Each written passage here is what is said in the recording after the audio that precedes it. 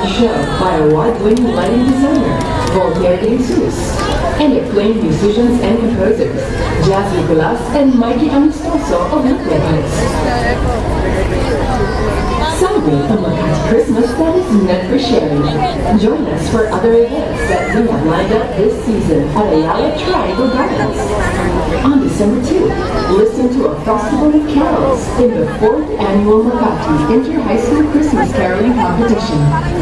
On December 6, experience how Christmas is celebrated around the world in Share the Sparkle 2013, presented by Travel